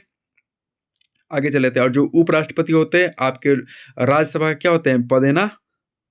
पदेना क्या हो जाएंगे जी? पदेना उसके अध्यक्ष होते हैं। क्या होते हैं? पदेना अध्यक्ष होते हैं। आगे चले आते हैं। ओके, लेट्स वन पॉइंट मुद्दे पर आते हैं जी। चलिए, भारत के वर्तमान महान्यायवादी कौन थे? आर वेंकट रमनी थे। कौन थे? आर वेंकट रमनी थे। याद रखिएगा, भारत के जो प्रथम आपके महान्यायवादी थे कौन थे? आर वेंकट रमनी थे। आगे चले आते हैं। एस सी तलवार भारत के पहले अटॉर्नी जनरल थे। भारत के पहले अटॉर्नी जनरल कौन थे? एस सी तलवार। तलवार से याद रखिएगा, attorney general of India, attorney general of India, ठीक है। ये आपके भारत के पहले कौन होंगे? महान्यायवादी होंगे। कौन होंगे? महान्यायवादी होंगे। और वर्तमान में हम बात करेंगे तो आर वेंकट रमनी। वर्तमान में कौन है? वर्तमान मतलब प्रेजेंट जी, तो वर्तमान में कौन है? आर वेंकट रमनी है। आगे चले आते हैं। वहाँ कोई भी ऐसा इशारा कर रहा था तो उधर हम देख रहे थे, ठीक है ना, उस समय। आगे चले आते हैं, लेट्स वन मुद्दे पर आते हैं। हम बात करते हैं महाधिवक्ता, एडवोकेट जनरल। महाधिवक्ता मैंने बताया है कि वकील को हम लोग बोलते हैं। अधिवक्ता किसको बोलते हैं जी? वकील। एडवोकेट मतलब क्या होता है? वकील। या इससे हम लोग क्या बोलेंगे दूसरे शब्द में? लॉयर बोलेंगे, ठीक है। और ये राज्य के बारे में हम लोग डिस्कस करेंगे। देखिए, महाधिवक्ता की नियुक्ति आर्टिकल कितना 165 के तहत की जाती है। महाधिवक्ता की नियुक्ति किससे की जाती है? आर्टिकल 165 के तहत की जाती है। महाधिवक्ता राज्य सरकार का प्रथम क्या होता है? विधि सलाहकार होता है। ये केंद्र सरकार का नहीं होता है जी। जो महाधिवक्ता होता है वो राज्य सरकार का प्रथम क्या होता है जी? आपका विधि सलाहकार होता है, ठीक है। आगे चले आते हैं। और आर्टिकल भी याद रखिएगा, आर्टिकल 165 में आपके महाधिवक्ता आ जाएंगे। आगे चले आते हैं। महाधिवक्ता की नियुक्ति संबंधित राज्य के राज्यपाल द्वारा की जाती है। महाधिवक्ता की नियुक्ति यहाँ कौन करेगा? राज्य में आपका क्या होता है जी? राज्यपाल होता है, वो आपका नियुक्ति करेगा। किसकी? महाधिवक्ता ही करेगा। आगे चले आते हैं। महाधिवक्ता महाधिवक्ता राज्यपाल के आपके पश्चाद्यंत कार्य करते हैं। राज्यपाल जिसे चाहेगा उसे क्या कर देगा जी? आपके राज्य का महाधिवक्ता नियुक्त कर देगा। राज्य का महाधिवक्ता क्या कर देगा? नियुक्त कर देगा। इसी के नियुक्ति पर, यानी कि राज्यपाल के नियुक्ति पर ही आपके महाधिवक्ता बनाए जाते हैं और यही उस व्यक्ति का चयन करता है। कौन? राज्यपाल। आगे चले आते हैं। अब हम पढ़ेंगे आपके सर्वोच्च न्यायालय, यानी कि सुप्रीम कोर्ट। सर्वोच्च न्यायालय मतलब सुप्रीम कोर्ट। सुप्रीम कोर्ट के बारे में एक एक चीज हम लोग क्या करेंगे? अच्छे से पढ़ेंगे। चलिए, सर्वोच्च न्यायालय भारत का आपके सर्वोच्च न्यायालय भारत का सर्वोच्च न्यायालय है। याद रखिएगा, जो आपका सुप्रीम कोर्ट है पूरे इंडिया का, पूरे भारत का, वो आपका सर्वोच्च न्यायालय है। यानी कि सुप्रीम कोर्ट भारत में, देश में एक ही होता है। Supreme court is the highest court of India, यानी कि भारत का सबसे सर्वोच्च न्यायालय कौन है? आपका सुप्रीम कोर्ट है, ठीक है। आगे चले आते हैं। संविधान के भाग 5 में अनुच्छेद 124 से 147 तक सर्वोच्च न्यायालय की शक्तियों तथा कार्यों आदि के बारे में वर्णन किया गया है। अनुच्छेद 24 से 47 तक आपके जो सुप्रीम कोर्ट है उसकी शक्तियां और उसके कार्य के बारे में क्या किया गया? वर्णन किया गया है, ठीक है। आगे चले आते हैं। अब क्वेश्चन बना के एक एक लाइन आप लोग को समझाएंगे। यह संघीय न्यायालय होने के साथ साथ आपके सर्वोच्च न्यायालय भी है। ये आपके तो संघीय न्यायालय है, पहला तो आपके यूनियन कोर्ट है, ठीक है। उसके साथ साथ क्या है आपका? ये आपके संघीय न्यायालय के साथ साथ आपके सर्वोच्च न्यायालय भी, आपका सुप्रीम कोर्ट भी है, जेसीआई जिसको बोलते हैं, ठीक है। जेसीआई आपका दूसरा होता है चीफ जस्टिस ऑफ इंडिया, इसको बोलते हैं। देखिए, आगे चले आते हैं। अगला पॉइंट में हम बात करेंगे कि सर्वोच्च न्यायालय के मुख्य न्यायाधीश की नियुक्ति, आपकी उसका शपथ ग्रहण कौन करवाता है भाई? तो आपके सर्वोच्च न्यायालय के मुख्य न्यायाधीश को सब जो आपके सुप्रीम कोर्ट जेसीआई होता है, चीफ जस्टिस ऑफ इंडिया होता है, उसका शपथ ग्रहण हमारे राष्ट्रपति कराते हैं। कौन कराते हैं जी? राष्ट्रपति कराते हैं। आगे चले आते हैं भाई। सर्वोच्च न्यायालय के मुख्य न्यायाधीश राष्ट्रपति को सूचित करके अपना त्याग पत्र दे सकते हैं। आपके जो सर्वोच्च न्यायालय के जो आपके सर्वोच्च न्यायालय के जो मुख्य न्यायाधीश है, उनको जो भी क्या देना पड़ेगा? आपका त्याग पत्र वो देना चाहते हैं तो पहले क्या करेंगे?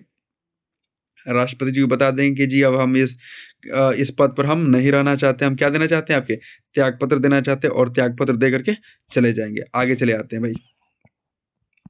सर्वोच्च न्यायालय के मुख्य न्यायाधीश JCI chief justice of India की आपकी सेवानिवृत्ति की आयु कितनी है? 65 वर्ष है। कितनी है जी? 65 वर्ष है। 65 वर्ष की उम्र में आपके जो सर्वोच्च न्यायालय के मुख्य न्यायाधीश होते हैं वो क्या होते हैं जी? रिटायर होते हैं। आगे चले आते हैं। आपके सर्वोच्च न्यायालय के महत्वपूर्ण अनुच्छेद भाई सर्वोच्च न्यायालय में आपके महत्वपूर्ण अनुच्छेद के बारे में हम लोग डिस्कस करने जा रहे हैं। आर्टिकल 143, आर्टिकल 143 में राष्ट्रपति की उच्चतम न्यायालय से सलाह करने की शक्ति का वर्णन किया गया है, याद रखिएगा।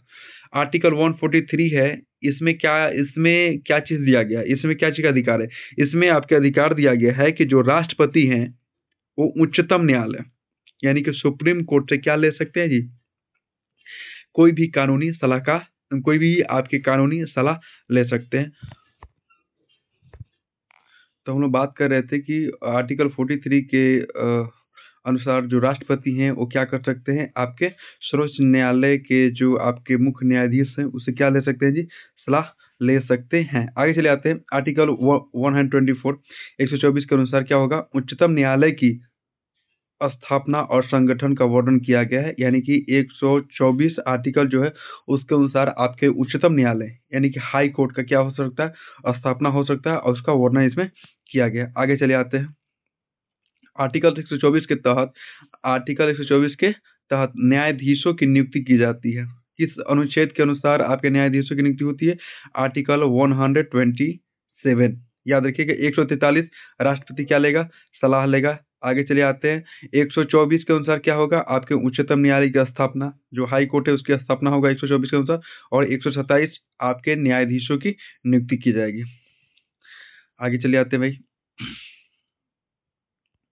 हाँ जी, इसमें आपके कुछ आर्टिकल ऐसा दिया गया है, चलिए हम लोग उसका करते हैं।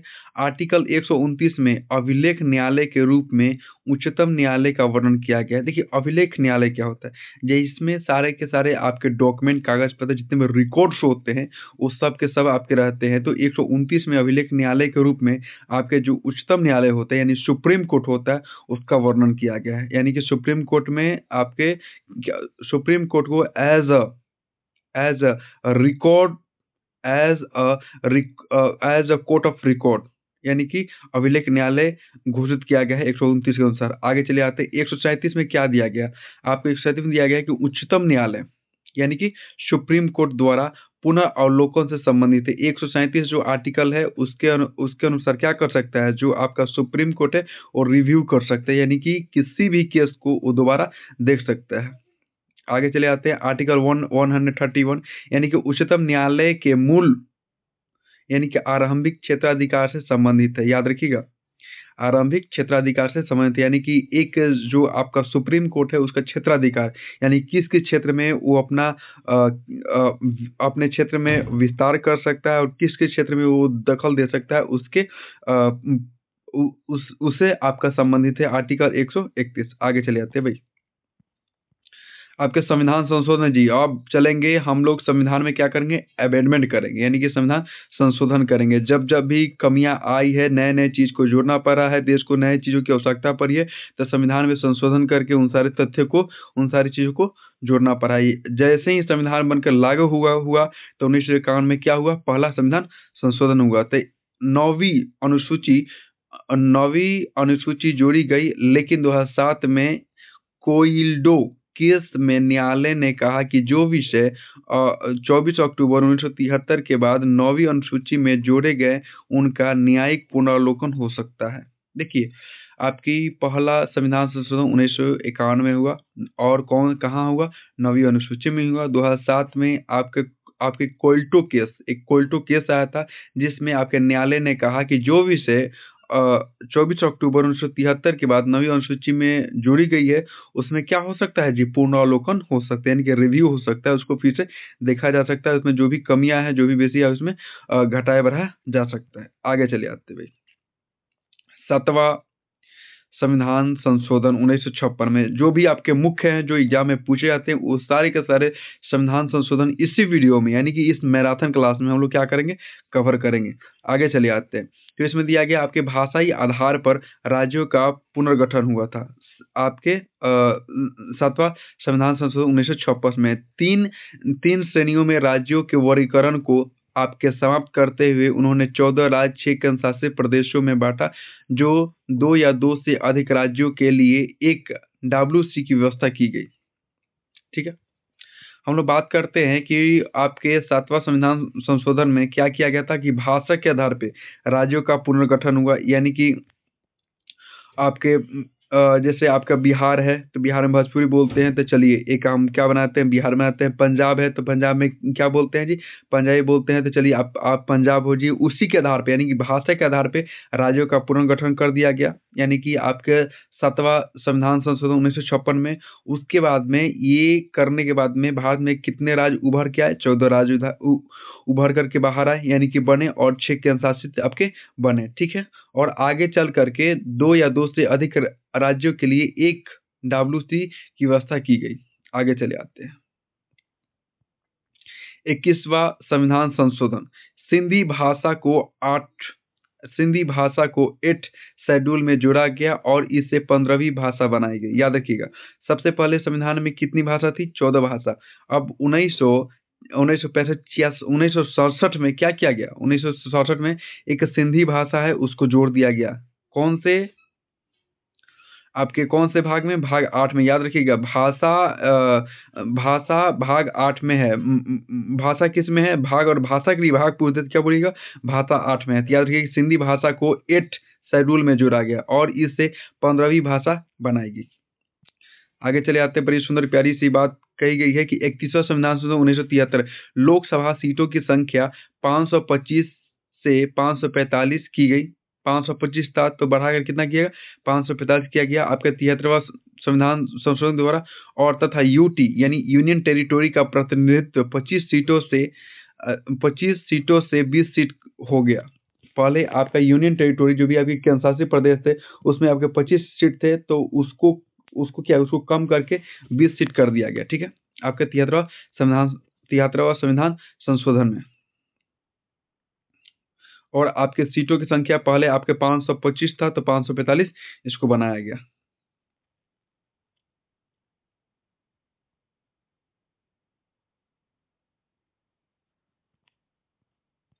आगे चले आते हैं, यहाँ पर आपके 35वां संविधान संशोधन 1974 सिक्किम को संरक्षित राज्य का दर्जा हटा करके सह राज्य का दर्जा दिया गया। याद रखिएगा, जो आपका 35वां संविधान संशोधन है उसमें क्या किया गया कि सिक्किम को संरक्षित राज्य का दर्जा से हटा करके सह राज्य का दर्जा दिया गया। 35वां संविधान संशोधन 1974। आगे चले जाते हैं, 36वां संविधान संशोधन 1975, ठीक है, सिक्किम भारत का 22वां राज्य बना। याद रखिएगा, जो आपका सिक्किम था वो भारत का कौन सा राज्य बना, 22वां राज्य बना। और आगे चले जाते हैं, 42वां संविधान संशोधन 1976 आपके प्रस्ताव में समाजवादी आपके पंथ निरपेक्षता और अखंडता सब जोड़ा गया। याद रखिए, बहुत बहुत इंपॉर्टेंट है और कितनी बार ये चीज जो है आपके एग्जाम में पूछा गया है। पहल का नंबर कि 42वां संविधान संशोधन क्या है, तब 42वां संविधान संशोधन 1976 में हुआ था, जिसमें आपके जो प्रस्तावना है, जो संविधान का आपका प्रस्तावना है, उसमें आपका समाजवादी शब्द जोड़ा गया, आपका पंथ निरपेक्ष शब्द जोड़ा गया और अखंडता शब्द जोड़ा गया। याद रखिएगा, 42वां संविधान संशोधन 1976 में ये काम किया गया। आगे चले जाते हैं भाई, और याद रखिएगा आपका 36वां संविधान संशोधन 1975 में क्या किया गया, सिक्किम को अपने देश का 22वां राज्य बनाया गया। आगे चले आते हैं, बड़ी सुंदर सी प्यारी प्यारी बातें हम लोग करेंगे। एक बड़ी खूबसूरत सा एक शायरी याद आ रहा है कि आंखों में आंसू और दिल में है गम, आंखों में आंसू और दिल में है गम, सिलेबस है ज्यादा भाई, सिलेबस है ज्यादा और टाइम है कम, ठीक है ना, सिलेबस से ज्यादा और टाइम है कम। आगे चले आते हैं, 44वां संविधान संशोधन 1978 आपात में आंतरिक अशांति के साथ, आपात में जो आपका इमरजेंसी होता है, तो इमरजेंसी में आंतरिक अशांति यानी कि देश में जो है आंतरिक अशांति के साथ पर सैन्य विद्रोह, और मान लीजिए कि देश में आपका क्या हो जाए, गृह युद्ध हो जाए, सैन्य विद्रोह हो जाए, ठीक है, और संपत्ति के अधिकार को कानूनी अधिकार के रूप में आपकी मान्यता मिली। याद रखिएगा, आपके 24वां संविधान संशोधन 1978 में क्या किया गया कि आपके आपात में आंतरिक अशांति के स्थान पर सैन्य विद्रोह आधार रखा गया। पहले आपका जो मतलब देश में हम लोग कहते थे कि देश में आपका क्या हो गया, आंतरिक अशांति हो गया। उसके स्थान पर क्या कर दिया गया जी, उसको बदल करके आपका सैन्य विद्रोह कर दिया गया कि देश में क्या हो गया, आपका सैन्य विद्रोह हो गया, यानी कि सेना में विद्रोह हो गया। तथा संपत्ति के अधिकार को कानूनी अधिकार से हटा दिया गया। कानूनी कानूनी अधिकार के रूप में ले लिया गया। सॉरी, ये पहले देखिए, आपके संपत्ति का जो अधिकार था बाबू, पहले एक आम व्यक्ति को उसका जो ज़मीन था उसे सरकार नहीं ले सकती थी। लेकिन 1978 में इसको सरकार ने क्या किया कि जो संपत्ति का अधिकार है उसे कानूनी अधिकार बना दिया कि ना, अगर हमें संपत्ति का काम है, हमें रोड निकालना है, हमें कोई अन्य काम करना है, तो हम एक आम जनता से उसका पैसा देकर उसका प्रॉपर्टी हम ले सकते हैं और उसमें उस व्यक्ति को ज़मीन देना पड़ेगा। किसी भी स्थिति में उस व्यक्ति विशेष को क्या करना पड़ेगा, ज़मीन देना पड़ेगा। आगे चलिए आते हैं भाई। 52वां संविधान संशोधन 1985, इसके द्वारा संविधान में 10वीं अनुसूची को जोड़ करके दल बदल कानून के लिए प्रावधान किया गया। देखिए, दल बदल कानून क्या है, 1952 में ये 52वां संविधान संशोधन है और 1985 में किया गया। जिस समय हमारे देश के आपके प्रधानमंत्री राजीव गांधी थे, इन्होंने क्या किया, इन्होंने कहा कि जो भी व्यक्ति विशेष आपके कांग्रेस से जीत करके आते थे, चाहे बीजेपी से जीत करके आते थे, तो वो बार-बार कभी कांग्रेस में, कभी बीजेपी में, कभी बीजेपी में, कभी कांग्रेस में आपके चले जाते थे। तो उन्होंने कहा कि भाई ऐसा काम नहीं चलेगा। जो दल-बदल उन्होंने एक कानून लाया कि जो भी दल को छोड़ कर किसी दूसरे दल में जाएगा, उसकी सदस्यता क्या हो जाएगी, रद्द हो जाएगी। तो याद रखिएगा, इसके द्वारा इसके लिए आपके संविधान में 10वीं अनुसूची में जोड़ दिया गया क्या चीज़, दल बदल कानून। ठीक है, आगे चलिए आते हैं। और 61वां संविधान संशोधन 1989 में, 61वां संविधान संशोधन 1989 में आपकी मतदान की आयु कितने से कितने कर दी गई भाई, 21 वर्ष से 18 वर्ष कर दी गई। 21 वर्ष से 18 वर्ष, पहले जो भी व्यक्ति 21 वर्ष का होता था वो वोट देने योग्य होता था, लेकिन अब उसके आपके 61वां संविधान संशोधन 1989 के तहत क्या कर दिया गया कि आपके वोट देने का आयु को कम करके 18 वर्ष कर दिया गया। आगे चलिए आते हैं। 69वां संविधान संशोधन 1991, दिल्ली को राष्ट्रीय राजधानी, विधानसभा और 7 आपके सदस्यीय मंत्रिपरिषद का गठन किया गया। याद रखिएगा, 69वां संविधान संशोधन 1991 में दिल्ली को राष्ट्रीय राजधानी बनाया गया, यानी कि जो दिल्ली है वो भारत की क्या बन जाएगी, आपकी राजधानी बन जाएगी, आपके राष्ट्रीय आपका राजधानी हो जाएगा, देख लीजिए। और उसके बाद में विधानसभा और 7 सदस्यीय मंत्रिपरिषद का गठन किया गया। किसके लिए, दिल्ली के लिए। जो दिल्ली हो जाएगा आपका एक केंद्र शासित प्रदेश, प्लस में वहाँ पर आपका एक विधानसभा होगा और 7 सदस्यीय मंत्रिपरिषद का गठन भी किया गया दिल्ली के लिए। आगे चलिए आते हैं, हम लोग बात करते हैं आपके 73वां संविधान संशोधन 1952, ठीक है, और 1953। इसके तहत क्या किया गया जी, इसके तहत अब किया गया कि इसके द्वारा संविधान में अनुसूची 11 भाग 9 को शामिल किया गया और ग्रामीण स्थानीय प्रशासन की व्यवस्था की गई। याद रखिएगा, आपके इसके द्वारा यानी कि 73वां संविधान संशोधन 1952 और 53 के द्वारा क्या किया गया कि इसके द्वारा संविधान की अनुसूची 11 और भाग 9 को शामिल कर दिया गया और ग्रामीण आपका स्थानीय स्वशासन की व्यवस्था की। अच्छा, ग्रामीण स्थानीय स्वशासन क्या है, ये और पूछ दिया गया है कि जो आपका ग्राम है वो स्वशासन है भाई, और स्थानीय प्रशासन है, यानी कि गांव में मुखिया हो जाएगा, सरपंच हो जाएगा और ये सब लोग मिलकर क्या एक एडमिनिस्ट्रेशन यानी कि प्रशासन और अपने गांव को चलाने के लिए एक क्या चीज, एक अहम एक आपका संवैधानिक एक निकाय हो जाएगा और ये लोग छोटे स्तर पे अपने गांव की देखभाल कर सकेंगे। आगे चलिए आते हैं, 74वां संविधान संशोधन 1952 से 53, इसमें क्या कर दिया गया, इसके द्वारा संविधान में पार्ट 9 अनुसूची यानी कि 12 जोड़कर आपके नगर पालिका, नगर निगम, नगर परिषदों से संबंधित प्रावधान किया गया। याद रखिएगा, आपके 74वां संविधान संशोधन 1952 और 53 में अनुसूची 12 जोड़ करके नगर पालिका, आप लोग जब भी शहर में जाते होंगे तो देखते होंगे क्या होता है, नगर पालिका, नगर निगम और नगर परिषद से संबंधित प्रावधान किया गया आपके संविधान संशोधन 74वां और आपके वर्ष है आपके 91 आपके 92, 93 इसके तहत, ठीक है। जब भी हम लोग देखते हैं ऐसा शहरों की तरफ हम लोग जब रुख करते हैं तो गाँव में आते हैं तो आपके ग्राम पंचायत है, ठीक है।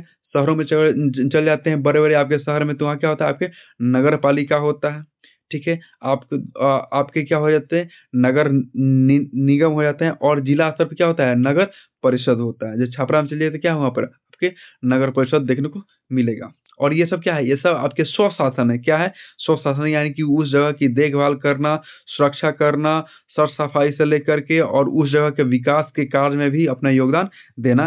इन सारे संस्थाओं का काम है किसका? आपके नगर पालिका, नगर निगम और नगर परिषद का काम है। आगे चलिए आते हैं।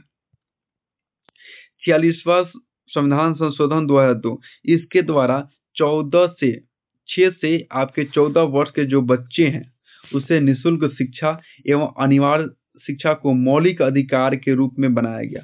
आर्टिकल 21 याद रखिएगा 46वां संविधान संशोधन 2002 में आपके आर्टिकल 21 के ए में संशोधन करके क्या कर दिया गया कि जो भी 6 वर्ष से 14 वर्ष के जो बच्चे हैं उसको निःशुल्क शिक्षा अनिवार्य है और उसे मौलिक अधिकार में जोड़ दिया गया कि एक व्यक्ति का किसी भी व्यक्ति विशेष का जो 6 से 14 वर्ष है उसका मौलिक अधिकार यानी फंडामेंटल राइट है और उसे शिक्षा अनिवार्य रूप से क्या होनी चाहिए जी निःशुल्क शिक्षा मिलनी चाहिए बिना पैसा लगे और इसका प्रावधान कौन करेगा? गवर्नमेंट करती है, सरकार करती है। आगे चले आते हैं। यहाँ पर हम लोग बात करेंगे आपका 91वां संविधान संशोधन 2006 8वीं अनुसूची में बोडो, डोगरी, मैथिली, संथाली भाषाओं का समावेश किया गया। याद रखिएगा 8वीं अनुसूची में जो बोडो हो जाएगा, डोगरी हो जाएगा, मैथिली हो जाएगा और संथाली भाषाओं को क्या किया गया? समावेश किया गया। किसमें? संविधान में। और ये आपके 92वां संविधान संशोधन 2006 में हुआ था। याद रखिए बड़ी ही सुंदर भाषा है आपकी बोडो असम, डोगरी कहाँ का भाषा है जी? डोगरी चल जी आपके जम्मू कश्मीर का और मैथिली बिहार का। मैथिली जो है आपके मिथिलांचल या आपके बिहार का है। और संथाली आपके कहाँ पे है? तो संथाली आपके बोली जाती है झारखंड में। ये 4 भाषाओं को आपके 92वां संविधान संशोधन 2002 के द्वारा क्या किया गया?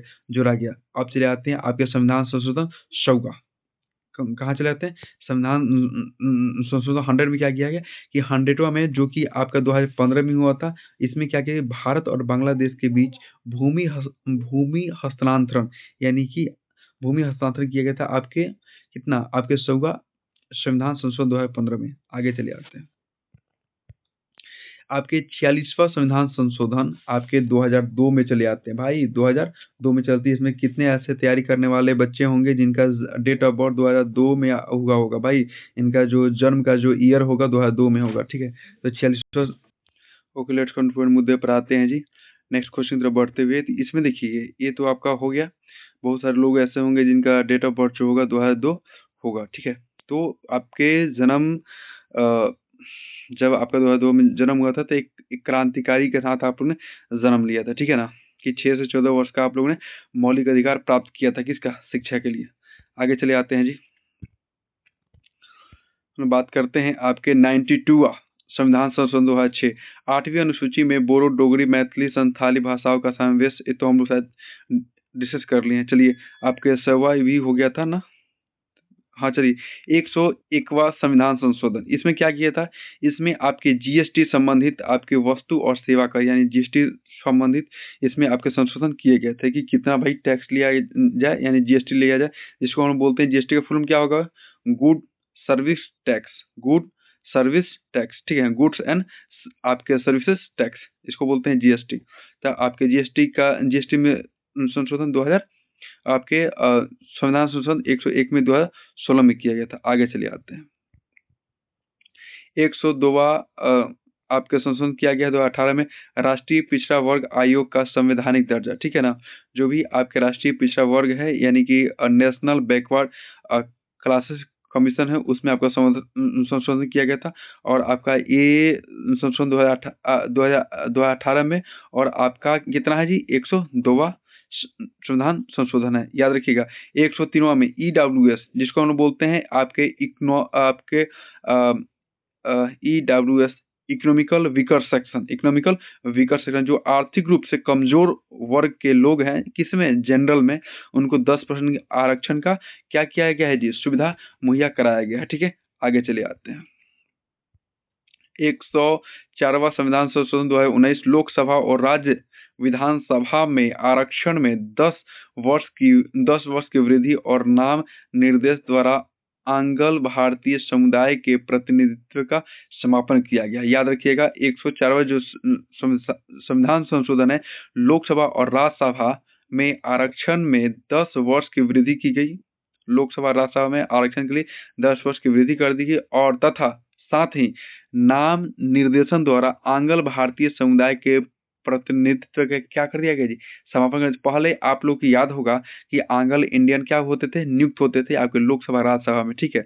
और उसे आपके जो लोकसभा राज्यसभा जो सदस्य होते थे वो नियुक्त करते थे और आपके राष्ट्रपति नियुक्त करते थे। उसको क्या कर दिया गया जी, उसको आपके डिमोलिश कर दिया गया, उसको हटा दिया गया, ठीक है, उसका आपके समापन कर दिया गया। आगे चले आते हैं। 105वां संविधान संशोधन 2021 राज्यों की सामाजिक और शैक्षणिक रूप से पिछड़े वर्गों की पहचान कराने की शक्ति बहाल की गई। 105वां संविधान संशोधन 2021 में, ठीक है। आगे चले आते हैं। जो आपके इसका मतलब क्या होगा, power of the state to identify the socially and educationally backward classes, यानी कि जो भी आपके बैकवर्ड क्लासेस हैं, जो भी पिछड़े लोग हैं, उसको शैक्षणिक रूप से, जो आपके शिक्षा के रूप से, जो आपके क्या चाहिए, आपके जो पिछड़े लोग हैं उसको भाई उसकी पहचान करके और उसको क्या किया गया, उसको भाई उसको आगे बढ़ाने का प्रयास किया गया। 105वां संविधान संशोधन, ठीक है। आगे चले आते हैं।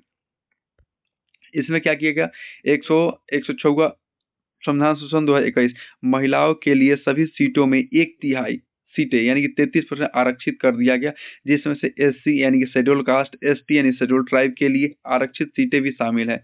याद रखिएगा, महिलाओं के लिए 2021 में बहुत ही क्रांतिकारी एक बदलाव आई, जिसमें से 33% जो सीट है वो महिलाओं के लिए आरक्षित कर दिया गया। उसमें कोई भी मेल का कोई भागीदारी नहीं रहेगा। लोकसभा, राज्य विधानसभाओं और दिल्ली विधानसभा सब में कर दिया गया। लोकसभा में, राज्यसभा में और दिल्ली के विधानसभा में भी कर दिया, क्योंकि केंद्र के अधीन आता है और केंद्र सरकार ने लोकसभा, राज्यसभा और विधानसभा में तीनों में 33% आपके जो सीट है वो आरक्षित कर दिए महिलाओं के लिए। चलिए चले आते हैं, और जितने भी चीज़ हम लोगों ने पढ़े हैं सब चीज़ हम लोग क्या करेंगे, अब प्रैक्टिस शुरू करेंगे। क्या करेंगे जी, प्रैक्टिस शुरू करेंगे। तो इसी के साथ आज इस वीडियो को हम लोग करते हैं समाप्त। नेक्स्ट वीडियो में हम लोग क्या करेंगे जी, प्रैक्टिस करेंगे। तब तक के लिए धन्यवाद, thank you, bye bye everyone, good night, शुभ रात्रि, शब्बा खैर।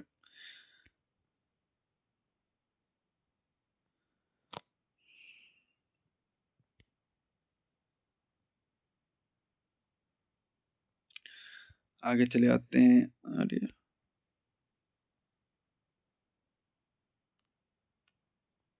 व्हाट है